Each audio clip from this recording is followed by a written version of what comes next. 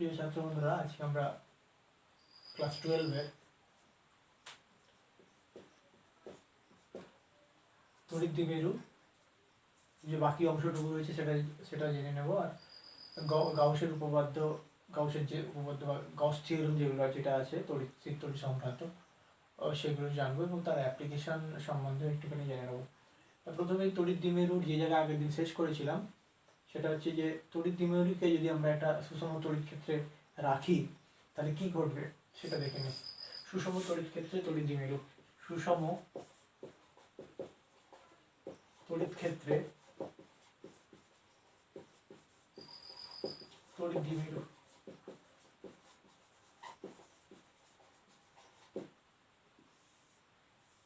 আগের দিন আমরা তড়িৎ দ্বিমেরু নিয়ে তড়িৎ দ্বিমেরু বিভিন্ন অবস্থানে আমরা তড়িৎ ক্ষেত্র প্রবল নির্ণয় করেছিলাম। আজকে যেটা দেখবো সেটা হচ্ছে যদি সুষম তড়িৎ ক্ষেত্রে একটা তড়িৎ দ্বিমেরুকে রাখি তাহলে কি ঘটবে।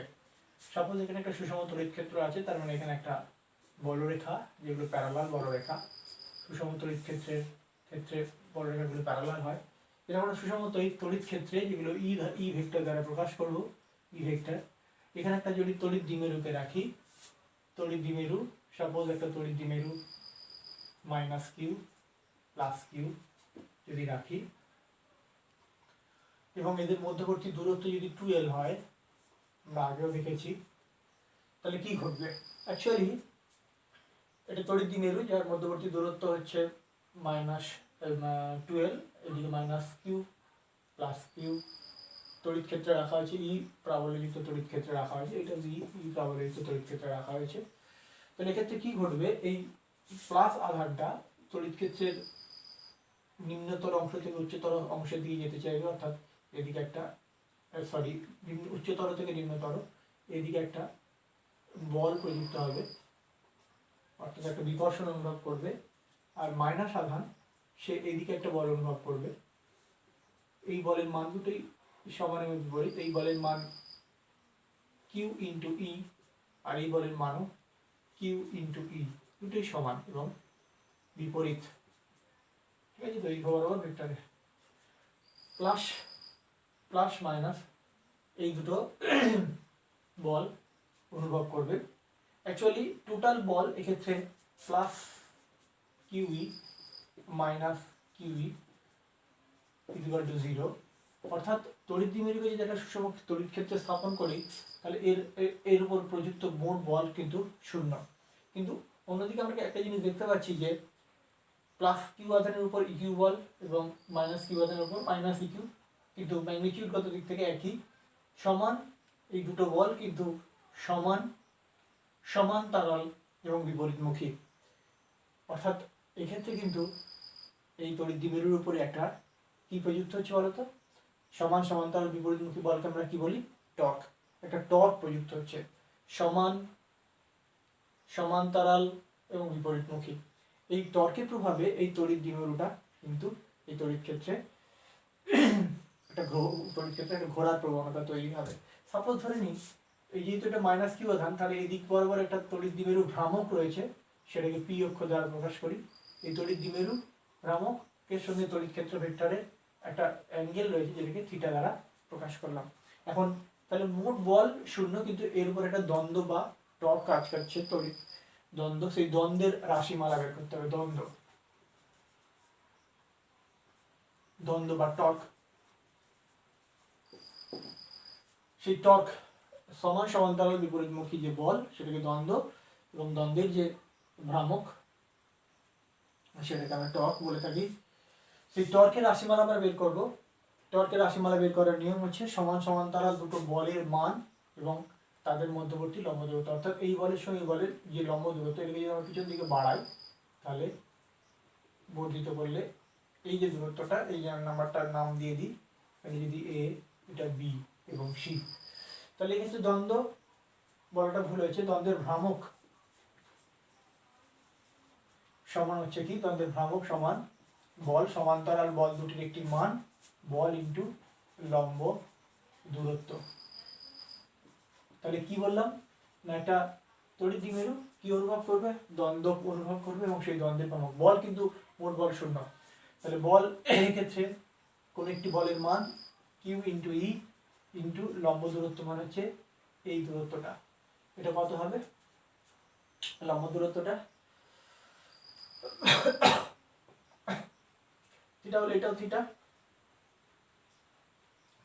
এটা থিটা হলে অ্যাকচুয়ালি এটা 12, এটা এটা অতিভুজ, এটা যদি লম্ব হয়, এটা যদি ভূমি হয়, তাহলে অবশ্যই সাইন থিটা হবে। তাহলে আমরা লিখতে পারি এই এ বি অর্থাৎ ইন্টু এ বি দূরত্ব Q into E into A B মানে হচ্ছে 12 সাইন অফ থিটা। কি থেকে পাচ্ছি ত্রিভুজ এ বি সি ত্রিভুজ থেকে যেটা পাচ্ছি সাইন অফ থিটা সমান লম্ব বাই অতিভুজ অর্থাৎ এ বি বাই 12 এখান থেকে আমরা পাচ্ছি।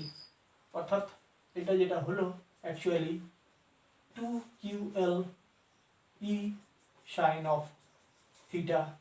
2QL মানে কি, 2QL মানে তড়িৎ দ্বিমেরু ভ্রামক, যেটা পি দিয়ে লিখি পিই সাইন অফ থিটা। অর্থাৎ একটা তড়িৎ দ্বিমেরু সুষম তড়িৎ ক্ষেত্রে স্থাপন করলে সে একটা টর্ক অনুভব করে যার মান হচ্ছে পিই সাইন থিটা। যখন এই তড়িৎ দ্বিমেরুটা আর তড়িৎ ক্ষেত্র ভেক্টরের সঙ্গে angle theta equal to 90 degree, তখন এটাকে টাউ অক্ষর দ্বারা প্রকাশ করা হয়, তখন টাউ ইজ ইকুয়াল টু হবে সাইন 90 মানে 0, তখন পি অর্থাৎ ম্যাক্সিমাম টর্ক অনুভব করবে যখন theta is equal to 0 degree, অর্থাৎ যখন দুটোর অভিমুখ অর্থাৎ তড়িৎ দ্বিমেরু ভ্রামক এবং তড়িৎ ক্ষেত্র ভেক্টরের মধ্যবর্তী অ্যাঙ্গেল সমান, তখন tau is equal two 90 degree হওয়ার জন্য 0 ডিগ্রি হওয়ার জন্য সাইন 0 0, তখন 0। অর্থাৎ একটা তড়িৎ দ্বিমেরু সবচেয়ে ম্যাক্সিমাম বল অনুভব করে কখন, যখন 90 ডিগ্রি কোণে থাকে তড়িৎ ইলেকট্রিক ফিল্ড ভেক্টরের সঙ্গে, আর যখন 0 ডিগ্রি কোণে থাকে তখন 0।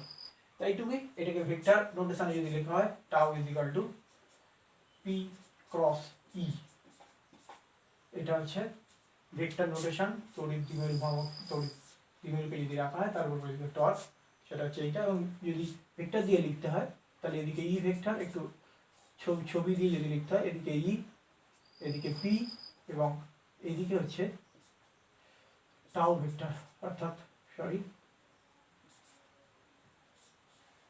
টাউ ভেক্টর, এটা হচ্ছে দিকটা, এবং এদের মধ্যবর্তী অ্যাঙ্গেল হচ্ছে থিটা। তাহলে এটা পি ভেক্টর, আবার ভালো করে লিখে দিই, পিটাকে হচ্ছে তড়িৎ দ্বিমেরু ভ্রামক, তড়িৎ দ্বিমেরু ভ্রামক ইলেকট্রিক ফিল্ড, তাদের মধ্যে অ্যাঙ্গেল থিটা যদি হয় তাহলে এদের দুজনের ক্রস প্রোডাক্ট যেটা টাউ উপরের দিকে হবে। এটা হলো তোর সুষম তড়িৎ ক্ষেত্রে একটা তড়িৎ দ্বিমেরু যে ধরনের বল অনুভব করে। আমরা চলে যাব পরের যে আলোচ্য বিষয়, সেটা হচ্ছে ক্ষেত্র ভেক্টর আর তড়িৎ ফ্লাক্স। ক্ষেত্র ভেক্টর ইংরেজিতে এরিয়া ভেক্টর বলা হয়, এরিয়া ভেক্টর, আর যেটা হচ্ছে তড়িৎ ফ্লাক্স,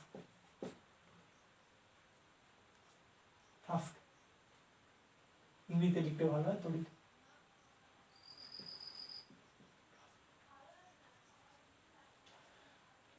ইলেকট্রিক ফ্লাক্স।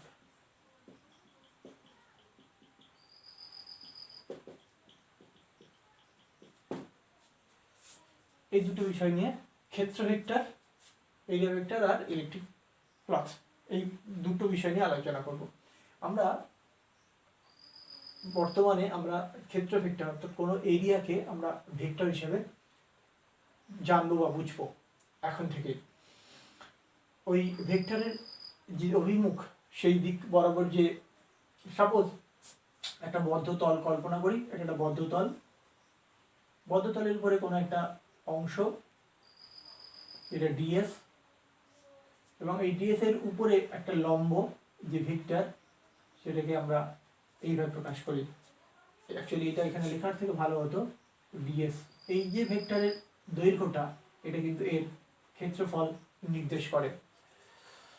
অর্থাৎ ক্ষেত্রফল একটি ভেক্টর রাশি, তার একটি দিক আছে, এবং সেই দিকটা কি না, ক্ষেত্রফলের উপরে লম্ব দিক বরাবর হচ্ছে তার দিক। অর্থাৎ কোনো ক্ষেত্র যদি এরকম হয়, তার উপরের দিকের যে লম্ব, অর্থাৎ এটাকেও যদি ডিএস দিয়ে লিখি, এই লম্ব দিকটাই হবে কিন্তু ওই ভেক্টরের দিক, এবং এই যে দৈর্ঘ্যটা সেটা কিন্তু এই ক্ষেত্রফলের মান নির্দেশ করবে। তা এই ক্ষেত্র ভেক্টর বা এরিয়া ভেক্টর যেটাকে আমরা বলে থাকি, তো সেটা সিম্পল। আমরা যদি ভেক্টর ক্রস প্রোডাক্টের আলোচনা তো যাই, সেক্ষেত্রেও আমরা বুঝতে পারবো যে কোনো একটা ভেক্টর, কোনো একটা ক্ষেত্র কিন্তু ভেক্টর রূপেই আলোচিত হওয়ার কথা, ভেক্টর অ্যালজেব্রা। তো এটা তাহলে আমরা এই যেটা বুঝলাম যে একটা এরিয়াকে আমরা এক্ষেত্রে ভেক্টর হিসেবে ধরবো, এবং ভেক্টরের অভিমুখটা হবে এরিয়ার সঙ্গে লম্ব দিক বরাবর, এবং এই ভেক্টরের যে দিকটা হবে সেটা এরিয়ারের দিক, সেই দিকের যে মান অর্থাৎ যে দৈর্ঘ্যটা, সেই দৈর্ঘ্যটা হবে এই ভেক্টর এই ক্ষেত্রটার ক্ষেত্রফলের সঙ্গে সমান। এটা প্রথম আলোচ্য বিষয়। দ্বিতীয় হচ্ছে যে তড়িৎ ফ্লাক্স। তড়িৎ ফ্লাক্স হচ্ছে, আমরা বলরেখার যে আলোচনায় গিয়েছিলাম, সেই বলরেখার আলোচনায় একটা জিনিস বলা হয়নি, বলরেখা দিয়ে কিন্তু আমরা তড়িৎ ক্ষেত্র ভেক্টর অর্থাৎ ইলেকট্রিক ফিল্ড ই এর ডেফিনেশন দিতে পারতাম। ইলেকট্রিক ফিল্ড বা ই এর ডেফিনেশন বলরেখা দিয়ে এই ডেফিনেশন কি না, কোন একটা বদ্ধ তল একক ক্ষেত্র এটা একটা বদ্ধ ক্ষেত্র, মানে কোনো একটা তল ক্ষেত্র, একটা একক ক্ষেত্র। তা তড়িৎ বলরেখা দিয়ে যখন আমরা ইলেকট্রিক তড়িৎ ক্ষেত্র প্রাবল্যের সংজ্ঞা দেবো, সংজ্ঞাটা এরকম না, কোনো ক্ষেত্রের মধ্য দিয়ে লম্বভাবে, কোনো একক ক্ষেত্রের মধ্যে দিয়ে লম্বভাবে নির্গত যে বলরেখা, সেই বলরেখার সংখ্যাটাই কিন্তু এই বিন্দুতে, এই যে বিন্দুকে কেন্দ্র করে এই ক্ষেত্রটা আছে, এই বিন্দুতে তড়িৎ ক্ষেত্র ভেক্টরের মান এবং দিক নির্দেশ করবে। তাহলে কি বললাম, কোনো তলের সঙ্গে জড়িত, কোনো তলের মধ্য দিয়ে লম্বভাবে নির্গত যে বলরেখা, সেই বলরেখার যে সংখ্যা, সেই সংখ্যাটাই ওই তলের যে বিন্দুর সাপেক্ষে আমরা তলটাকে ভেবেছি, সেই বিন্দুতে তড়িৎ ক্ষেত্র প্রাবল্যের মানের সঙ্গে সমান। তাহলে কোনো বিন্দুকে কেন্দ্র করে একটা একক ক্ষেত্র, সেই ক্ষেত্রের মধ্যে দিয়ে যতগুলো বলরেখা নির্গত হবে, সেই সংখ্যাটাই হবে ওই বিন্দুর তড়িৎ ক্ষেত্র প্রাবল্যের মান এবং দিক। এটা হচ্ছে তড়িৎ বলরেখা দিয়ে আমরা কিন্তু তড়িৎ ক্ষেত্র ভেক্টরকে ডিফাইন করতে পারি, এবং সেই জিনিসটা মাথায় নিয়েই আমরা কিন্তু তড়িৎ ফ্লাক্সের ধারণায় যাব। তড়িৎ ফ্লাক্সকে যে ধারণায় যাব সেটা হচ্ছে যে, তড়িৎ ফ্লাক্সের যে ঘটনা ধারণায় যাব সেটা হচ্ছে যে, সাপোজ এই যেটা বললাম, এটা একটা ডিএস ভেক্টর, এদিকে একটা ইলেকট্রিক ফিল্ড আছে ই। তড়িৎ ফ্লাক্স আর কিছুই নয়, এই ইলেকট্রিক ফিল্ড অর্থাৎ এই ডিএস এর মধ্যে দিয়ে নির্গত যে বলরেখার সংখ্যা, যেটাকে আমরা ডিএস এর সঙ্গে জড়িত বলরেখা D phi equal to E DS. আচ্ছা, বলরেখা দিয়ে যে সংজ্ঞাটা দিয়েছিলাম সেটাকে মাথায় নিয়ে বলি, যে একক ক্ষেত্রের মধ্যে দিয়ে যে বলরেখায় আছে সেটাকে বলা হয় এই বিন্দুর তড়িৎ ক্ষেত্র প্রাবল্য। অর্থাৎ একক ক্ষেত্রের মধ্যে দিয়ে বলরেখার সংখ্যা হচ্ছে ই, ডিএস এর মধ্যে দিয়ে নির্গত বলরেখার সংখ্যা হচ্ছে ডিএস।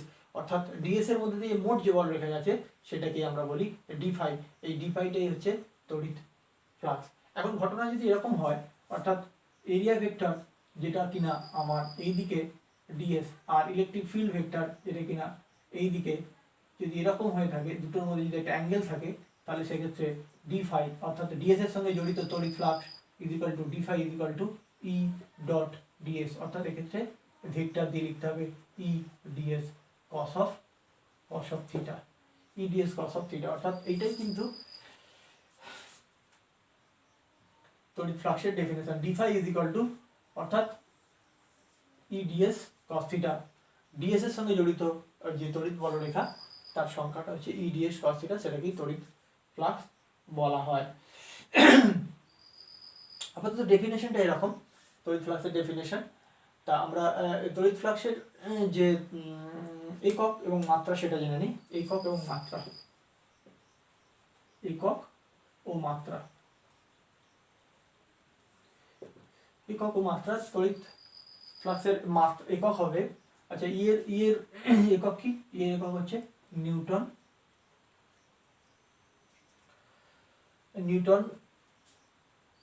ডিএস। নিউটন, এটার মাত্রা হবে newton metre square coulomb to the power minus, newton metre square coulomb to the power minus, এটা হবে।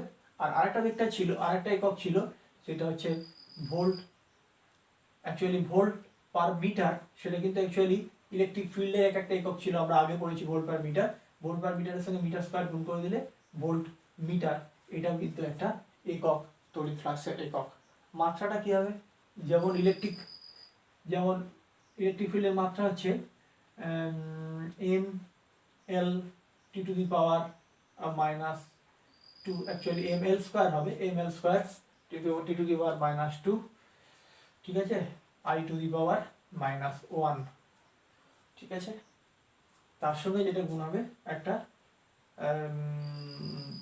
ডিএস এর জন্য M L T to the power -2, এটা হচ্ছে তোমার বলের জন্য M L T to the power -2। আচ্ছা, একটু আগে থেকে যাই, এই মাত্রাটা হবে তোমার ইলেকট্রিক ফিল্ডের মাত্রা হচ্ছে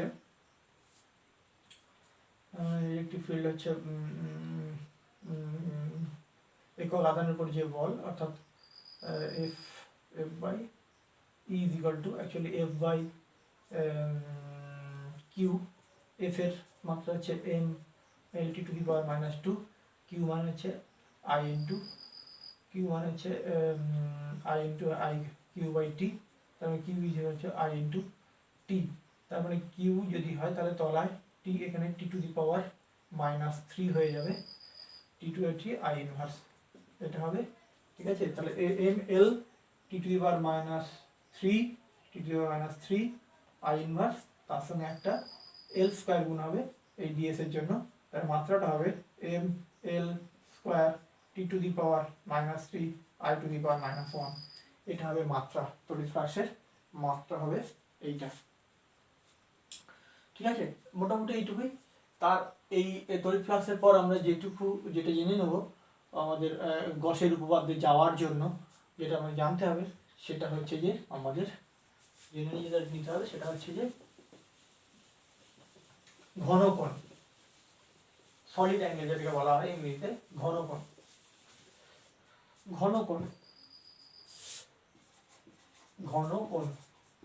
বা ইংরেজিতে বলা হয় সলিড অ্যাঙ্গেল,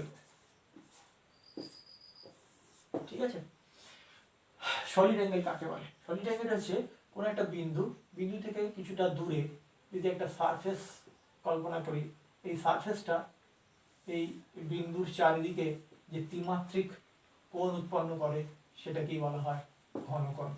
মানে একটা বিন্দু এই বিন্দু থেকে কিছুটা দূরে একটা ক্ষেত্র সারফেস, এটাকে অবশ্যই ডিএস ধরতে পারি, এই ডিএস সারফেস এই বিন্দুর চারিদিকে যে ত্রিমাত্রিক কোণ উৎপন্ন করে, এটা ত্রিমাত্রিক কোণ, সেটাকে বলা হয় ঘনকোণ ডিএস।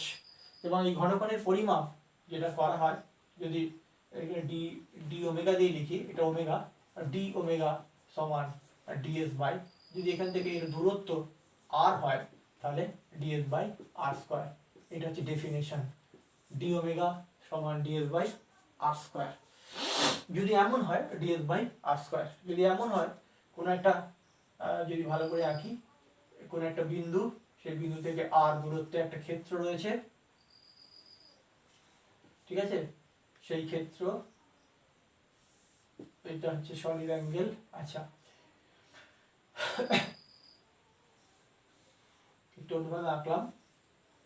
অ্যাকচুয়াল ক্ষেত্রটা হচ্ছে এইটা হচ্ছে ডিএস ক্ষেত্র, ডিএস, অর্থাৎ এটা হচ্ছে ডিএস এর দিক একটু উঁচু দিকে আছে, এটা হচ্ছে আর এর দিক, আর এটা হচ্ছে ডিএস এর দিক, ভালো করে বুঝে নাও। এটা হচ্ছে ডিএস, একটু উঠে আছে, ডিএস আর আর তাদের মধ্যে একটা অ্যাঙ্গেল রয়েছে, অর্থাৎ এই ডিএস এর একটা উপাংশ যেটা কিনা এইটা, সেটা হচ্ছে ডিএস, যদি এটা থিটা হয় কস অফ থিটা, অর্থাৎ এই দুটো তলের মধ্যে অ্যাঙ্গেল হচ্ছে ডিএস কস থিটা। আবার বলি, এটা ও বিন্দু, এর থেকে আর দূরত্বে একটা এরিয়া রয়েছে যেটা ডিএস, সেই ডিএস এবং তার সঙ্গে আর ভেক্টরের মধ্যে অ্যাঙ্গেল হচ্ছে থিটা, একটু উপর দিকে থাকার জন্য, অর্থাৎ আর এর সঙ্গে ডিএস একটা অ্যাঙ্গেল থাকার জন্য, এই আর এর সঙ্গে পারপেন্ডিকুলার দিকে, অর্থাৎ আর এর সঙ্গে একই অভিমুখে ডিএস এর যে উপাংশ ডিএস কস থিটা, তার একই দিকে থাকার জন্য এক্ষেত্রে ঘনকোণ ডি ওমেগা ইকুয়াল টু হবে ds cos of theta by r square. অর্থাৎ এমনি নর্মালি যদি এদিকে ডিএস আর এদিকেই আর হয়, আর ভেক্টর হয়, তাহলে সেক্ষেত্রে d omega equal to ds by r square, এবং এক্ষেত্রে d omega equal to ds cos theta by r square. এদের একক হচ্ছে, এই ঘনকোণের একক হচ্ছে স্টেরেডিয়ান বলা হয়, স্টেরেডিয়ান। তা এক ঘনকোণ বলতে কি বুঝি? এক স্টেরেডিয়ান, এক স্টেরেডিয়ান বলতে বুঝি একটা r ব্যাসার্ধের গোলক নিতে হবে। কি নিলাম? r ব্যাসার্ধের গোলক, এবং এখানে একটা এরিয়ার কথা ভাবতে হবে, যে এরিয়াটার ক্ষেত্রফল হচ্ছে r স্কয়ার। আমি r ব্যাসার্ধের নিলাম, এখানে একটা এরিয়া ভাববো, r ব্যাসার্ধের গোলক। এই এরিয়াটা হচ্ছে এই এরিয়াটা ds equal to r square. অর্থাৎ একটা একক, একটা r ব্যাসার্ধের গোলক, সেই গোলকের পৃষ্ঠের r স্কয়ার ক্ষেত্রফল যুক্ত এরিয়া বৃত্তের কেন্দ্রে, গোলকের কেন্দ্রে, ভুল বললাম, r ব্যাসার্ধ যুক্ত একটা গোলক, সেই গোলকের পৃষ্ঠের একটা এরিয়া যেটাকে আমরা r স্কয়ার ধরছি, সেই r স্কয়ার এরিয়া বৃত্তের কেন্দ্রে, সরি, ওই গোলকের কেন্দ্রে যে ঘনকোণ উৎপন্ন করে সেই ঘনকোণটাকে বলা হয় এক স্টেরেডিয়ান। এবং এই স্টেরেডিয়ানের সংজ্ঞা অনুযায়ী কি হচ্ছে? r square by r square. অর্থাৎ এখানে যে ds আছে, এখানে যে ds আছে, এদিকেই r ভেক্টর অ্যাকচুয়ালি, এখানে যে ds আছে সেখানে r স্কয়ার বসবে, আর নিচে r স্কয়ার, এবং সেই r স্কয়ার কেটে গেলে 1 হবে।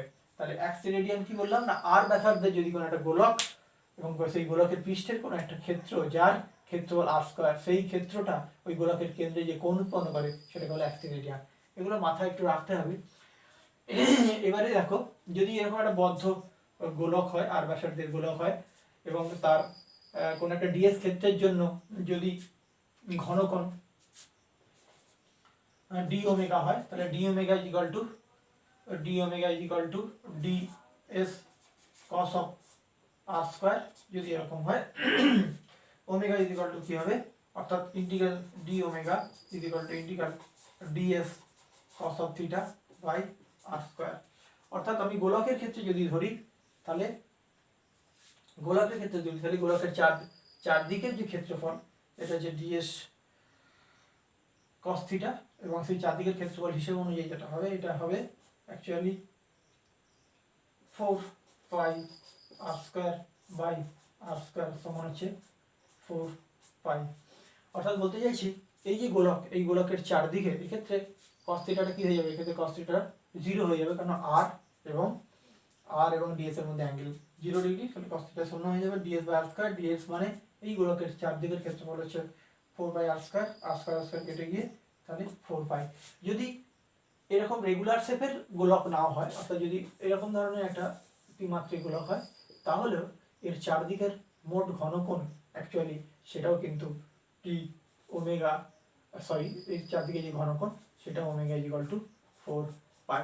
অর্থাৎ কোনো একটা বদ্ধ তল, সেই বদ্ধ তলের চারিদিকে কোনো একটা বিন্দু, তার বিন্দুর চারদিকে কোনো একটা বদ্ধ তল যদি থাকে, সেই বদ্ধ তলের চারদিকে মোট ঘনকোণ সেটা হবে ওমেগা ইকুয়াল টু 4 পাই। সাপোজ একটা, যদি এরকম একটা ঘনক ধরি, এই ঘনকের কেন্দ্রে যদি আমি একটা আধান রাখি, তাহলে ঘনকের মোট যে তল, 6টা তল, সেই 6টা তল দিয়ে নির্গত যে 6টা তলের এই বিন্দুর চারিদিকে যে ঘনকোণ হবে, অর্থাৎ 6টা তলের সাপেক্ষে যে ঘনকোণ হবে সেটাও কিন্তু 4 পাই। অর্থাৎ এই বিন্দুর চারিদিকে যে ঘনকোণ সেটা কিন্তু যদি বদ্ধ তল দ্বারা সীমাবদ্ধ থাকে, সেই ঘনকোণ কিন্তু এই প্রকৃতির উপর ডিপেন্ড করবে না, বা ক্ষেত্রফলের উপর ডিপেন্ড করবে না, এবং সেক্ষেত্রে মোট ক্ষেত্রফল ঘনকোণটা হবে 4 পাই। এই কনসেপ্টটা মাথায় রাখতে হবে। এরপরে আমরা চলে যাব ঘনকোণের পর, এরপরে চলে যাব আমরা গসের উপপাদ্য। গসের উপপাদ্যে চলে যাব, আমি মুছে দিলাম, বা গাউসের উপপাদ্য বলা হয়, গস বা গাউস। গসের উপপাদ্য, গসের উপপাদ্যটা হচ্ছে যে যদি কোনো বদ্ধ তলের মধ্যে কোনো আধান রাখা থাকে এবং তার জন্য যদি একটা ইলেকট্রিক ফিল্ড আমরা পাই, তা গস বলছেন যে ওই বদ্ধতলের মধ্যে বা বদ্ধতলের সঙ্গে জড়িত যে তড়িৎ ফ্লাক্স, সেই তড়িৎ ফ্লাক্স ওই বদ্ধতল দ্বারা সীমাবদ্ধ যে আধান, সেই আধানের 1/ε গুণ। গাণিতিকভাবে কি আছে? Integral E dot ds equal to q/ε0। অর্থাৎ এখানে একটা বদ্ধ তল রয়েছে, এই বদ্ধ তলের মধ্যে একটা q আধান রয়েছে, ঠিক আছে, এখানে একটা ছোট্ট ds ধরে নিলাম, ঠিক আছে, ডিএস এদিকে আর আর যদি এদিকে হয়, সরি একটু এদিকে গেল, ডিএস এবং আর এর দিক যদি আলাদা থাকে এবং এখানে অ্যাঙ্গেল যদি থিটা হয়, এটা ডিএস এর দিক, এটা যদি আর এর দিক হয়, তাহলে এই যে বদ্ধ তল, এটা একটা ত্রিমাত্রিক তল, বদ্ধ তল, এবং এখানে ইলেকট্রিক ফিল্ড, ভুল বললাম, এখানে একটা ইলেকট্রিক ফিল্ড থাকতে হবে আর এর দিক, এবং ইলেকট্রিক ফিল্ডের দিক, ভুল বললাম, ইলেকট্রিক ফিল্ডের দিক যদি এক্ষেত্রে কি হয়, ই হয়, অর্থাৎ এই আধানটার জন্য এখানে যদি ইলেকট্রিক ফিল্ড ই হয়, সেই ইলেকট্রিক ফিল্ড এবং এই যে ডিএস তাদের মধ্যবর্তী অ্যাঙ্গেল থিটা হয়, তাহলে ই আর ডিএস এর মধ্যে অ্যাঙ্গেল থিটা হলো, তাহলে এই তলের সঙ্গে জড়িত যে তড়িৎ ফ্লাক্স, যেটা ই ডট ডিএস, মোট তড়িৎ ফ্লাক্স, এবং এখানে একটা বদ্ধ কথাটা লিখতে হবে, সারফেস ইন্টিগ্রাল লিখতে হবে, তাহলে মোট তড়িৎ ফ্লাক্স এই বদ্ধ তলের মধ্যে দিয়ে নির্গত যে মোট তড়িৎ ফ্লাক্স ই ডট ডিএস, সেটা কিউ বাই এপসাইলন জিরো। যদি এটা বায়ু মাধ্যমে থাকে তাহলে এপসাইলন জিরো, আর যদি অন্য কোনো মাধ্যমে থাকে তাহলে সেখানে এপসাইলন লিখতে হবে, এপসাইলনের পরিবর্তে এপসাইলন লিখতে হবে যদি অন্য কোনো মাধ্যম থাকে।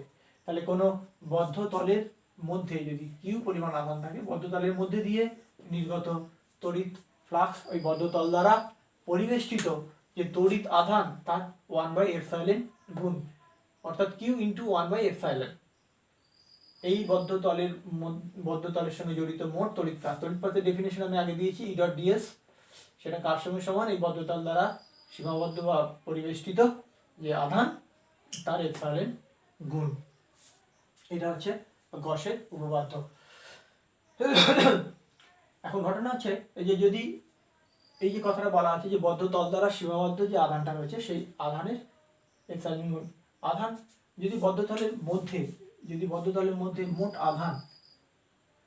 আধান প্লাস কিউ একটা রইলো, একটা মাইনাস কিউ রইলো, তাহলে মোট আধান কত যোগ করলে মোট আধান হবে 0। তাহলে সেক্ষেত্রে গসের উপপাদ্য কত হবে, গসের উপপাদ্য অনুযায়ী ই ডট ডিএস মোট ফ্লাক্স কত হবে, প্লাস কিউ আধানের জন্য প্লাস, মাইনাস কিউ আধানের জন্য মাইনাস, টোটাল আধান 0 হওয়ার জন্য কিউ ইজ ইকুয়াল টু 0, অর্থাৎ E dot ds is equal to q E dot is equal to 0 হবে। অর্থাৎ কোনো বদ্ধ তলের মধ্যে যদি আধান শূন্য হয় তাহলে সেক্ষেত্রে বদ্ধ তলের সঙ্গে জড়িত মোট তড়িৎ ফ্লাক্স হবে 0। যদি আধানটা ওই বদ্ধ তলের বাইরে অবস্থিত হয়, ধর আধানটা এখানে প্লাস কিউ আছে, বদ্ধ তলের বাইরে যদি অবস্থিত হয় তাহলে এখানে একটা এরিয়া তৈরি হবে, এটা ডিএস, এখানে একটা এরিয়া তৈরি হবে, এটা ডিএস 1, এটা হচ্ছে ডিএস 2, এবং প্রমাণ করে দেখানো যায় যে এইখানে যদি ইলেকট্রিক ফিল্ড E1 হয় আর এখানে যদি ইলেকট্রিক ফিল্ড E2 হয়, তাহলে দেখানো যায় যে মোট তড়িৎ flux E1 ds cos of theta 1,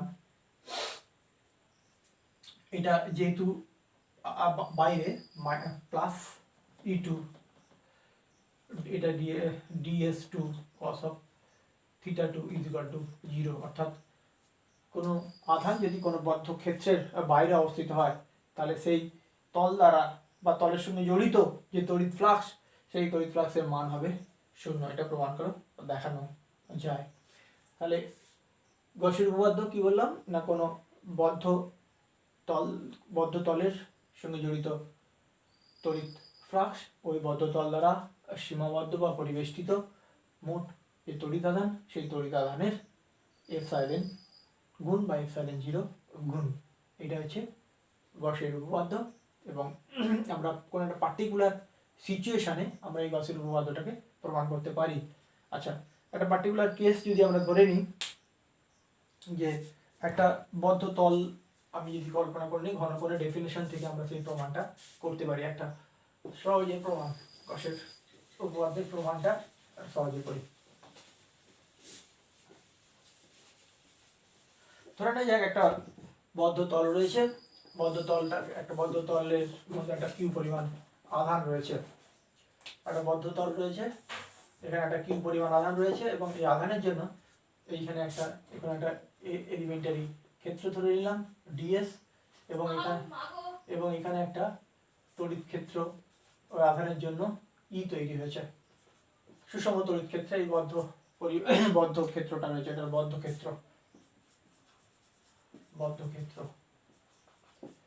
ঠিক আছে, এই অ্যাঙ্গেলটা থিটা, এবং এখান থেকে দূরত্ব আমি ধরে নিলাম, এখান থেকে এই আধান থেকে এর দূরত্ব ধরলাম আর দূরত্ব। তাহলে এক্ষেত্রে ইন্টিগ্রাল ই ডট ডিএস বদ্ধ ইজিক্যাল টু মোট, এটা হচ্ছে তড়িৎ প্লাস ফাই ইজিক্যাল টু এইটা সমান কি হবে থিটা ইন্টিগ্রাল এস ই এর E dot ds E DS cos of theta by E DS cos of theta দরকার নেই, বদ্ধতল ইজিক্যাল টু এস ই মানে কি, আমি যদি আর দূরত্বে ধরি তাহলে 1/4 epsilon 0 q by r square, যদি শূন্য মাধ্যমে থাকে ds cos of theta equal to 1/4 epsilon 0 q, এগুলো ধ্রুবক রাশি বের করে নিলাম, q by 4 epsilon 0 integral ds cos theta তারপর ইন্টিগ্রাল বাই আর স্কয়ার। আমরা দেখতে পাচ্ছি কোনটা বদ্ধ তল এবং সেখানে ds cos theta by r square, বদ্ধ তলের চারিদিকে মোট ঘনকোণ, এটা নির্দেশ করে যে ডিএস বাই আর স্কয়ার হচ্ছে ঘনকোণ। কি ঘনকোণ না এই যে বদ্ধ তল মোট, এই যে ইন্টিগ্রাল থাকার জন্য ডিএস এর উপর ইন্টিগ্রাল মানে এই যে গোটা বদ্ধ তলের চারিদিকে মোট ঘনকোণ, সেটা কত হয় আমরা ডেফিনেশন অনুযায়ী জেনেছি ঘনকোণের 4 এপসাইলন 0 ইন্টু 4 একটা বিন্দুর চারিদিকে তলটা যেমনই হোক না কেন মোট ঘনকোণের মান 4 কেটে গেল, ইজু হিসেব অনুযায়ী এলো কিউ বাই এপসাইলন 0। এটাই কিন্তু একটা সিম্পলিফাই প্রমাণ করা যায় কসের উপপাদ্যটা, তাহলে ফাই ইকুয়াল টু অর্থাৎ মোট তড়িৎ প্লাস কিউ বাই এপসাইলন 0। নিচের অংশটা প্রমাণ করা যায়, এটা তোমার বাড়িতে প্র্যাকটিস করবে, যে কোনো বইতেই আছে। তো ছাত্রবন্ধুরা আজ এই পর্যন্তই গসের উপপাদ্য। পরের দিন আমরা গসের উপপাদ্যের অ্যাপ্লিকেশন নিয়ে পড়বো, অর্থাৎ প্রয়োগ নিয়ে পড়বো। আপাতত যেগুলো পড়ালাম যে সেগুলো বাড়িতে দেখবে বইটা খুলে, আপাতত চ্যাপ্টার শেষ হোক, তারপর আমরা প্রশ্ন নিয়ে আলোচনা করব। আজ এই পর্যন্তই, শুভরাত্রি।